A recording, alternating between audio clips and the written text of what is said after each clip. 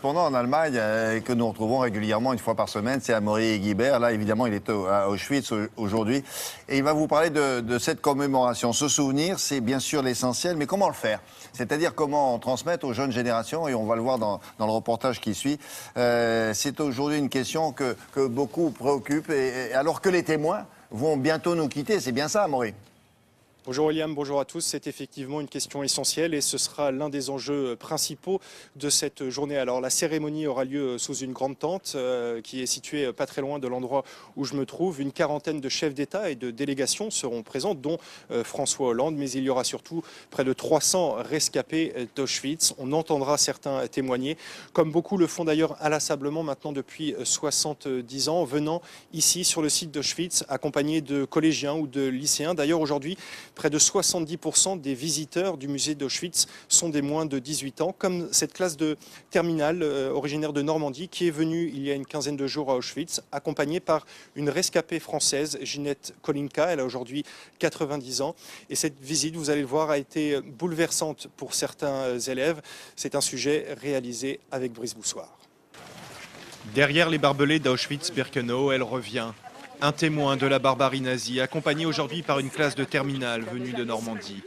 Ginette Kolinka a survécu à l'enfer du camp. Je ne pensais à rien du tout. Et j'estime que je pense que c'est ça qui m'a sauvée. Parce que penser, c'était mourir. Elle est la seule survivante des 4 membres de sa famille déportés avec elle à Auschwitz. Son quotidien dans le camp, c'était le travail forcé. J'ai fait partie de ces gens qui ont amené les rails jusqu'à la chambre à gaz. C'était notre travail. On a préparé le terrain, on a transporté les rails. Et je peux vous dire, ça paraît rien du tout, mais on a beau être 25 femmes à tenir des rails. Quand il faisait froid, nos mains collaient dessus. Quand il faisait trop chaud, ça nous brûlait. Mais on l'a fait. Et au fil de la visite, l'émotion submerge peu à peu les élèves.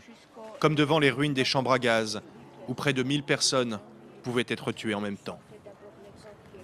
J'étais au courant déjà de tout ça, mais là, d'être là, de voir ça, de comprendre, enfin, ça m'a bouleversée, quoi. Ça fait quelque chose quand même de voir tout ce qui a pu se passer, l'horreur, enfin, comment quelqu'un a pu avoir l'idée de mettre en œuvre tout ça.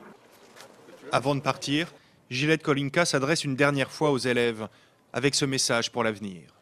Si notre génération n'a pas réussi à ce qu'on voulait, c'est-à-dire plus jamais ça, eh bien que ça sera la vôtre, justement. Vous allez faire changer les choses, peut-être. C'est vous qui direz, non, non, ne dis pas mal des Juifs, non, non, ne dis pas mal des Arabes, non, non, ne dis pas mal des musulmans.